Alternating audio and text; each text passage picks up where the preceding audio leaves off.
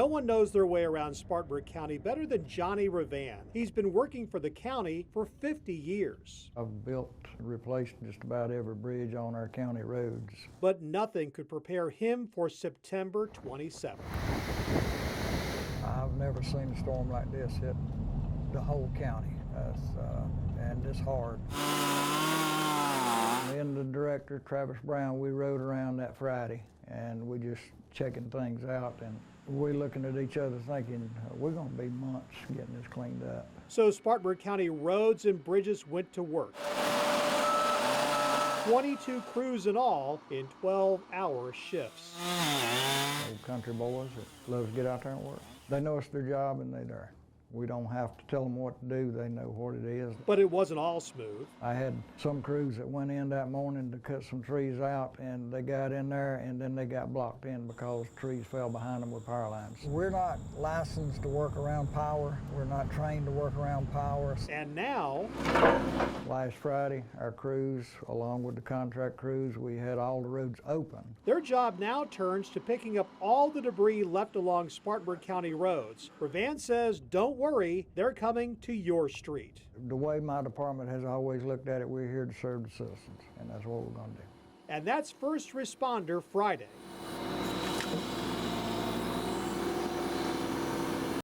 The town of Lake Lure is almost unrecognizable. People used to come to this area to vacation or spend a day on the lake with their families, but parts of this area are now washed out. A playground where kids used to play is completely gone, and off in the distance, hundreds of boats in the marina have been destroyed. But people from across the southeast are now coming to this area to help them recover.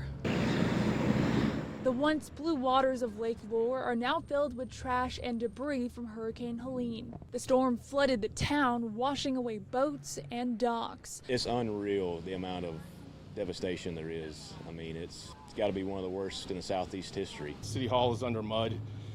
The old playground is under mud. Everything down there is destroyed. Crews are working against the clock to find people who may be stranded in their mountain homes. This is such a huge disaster that you don't even know where to go. You know there's people out there. You know, I got as many tools as I can. We got backpacks in case we have to go on foot. Kenneth Stott and his team brought their ATVs so they could reach people in the mountains. Dan Fowler has been trying to get to his home in Chimney Rock, but hasn't been able to. We got an aerial view of a drone that our home is there, but I'm sure the water intrusion was catastrophic. 2 doors down, we had a lady that was in her mid-60s that was didn't want to evacuate for some reason. And of course, she perished and went down with the house. Amid the destruction, people from across the region are sending help. Peter Volk gathered donations from the town of Belmont. Huge outpouring. I mean, it was very heartwarming. People were coming. They were in tears when they were leaving, just knowing what happened up here. It's going to be everybody pulling together to help rebuild this town that we all love so much. People from this area said the best thing that others can do to help them is to organize donations to help the people here in need.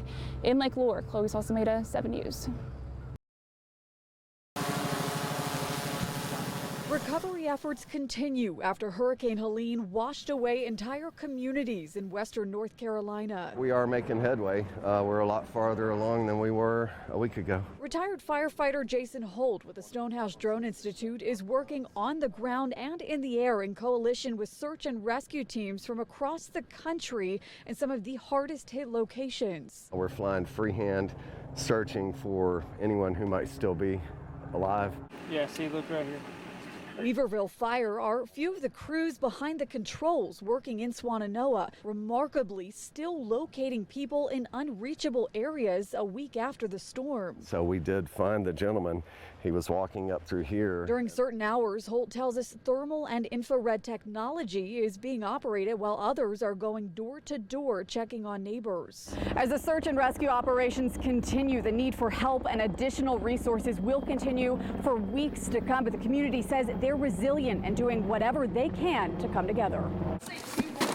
Most of the businesses and A lot of the homes are gone, not just flooded or damaged. I mean, they're completely gone. They floated downriver somewhere. Ian Monley is spearheading a roadside volunteer and donation operation. We're just trying to do our part and help out best we can. Here's a 5. Opening his business to the same community he calls home. We're giving out baby formula, diapers, any supplies that anybody could need. Much like many of the local volunteers, hope remains as their efforts will likely be needed for several weeks. Appalachian folk are definitely resilient, and we're going to rebuild better than we were, you know, and it's going to be a long process, but we're in it for the long haul, and we're going to be here helping people as long as we're needed. Reporting in Swannanoa, I'm Kelsey O'Donnell.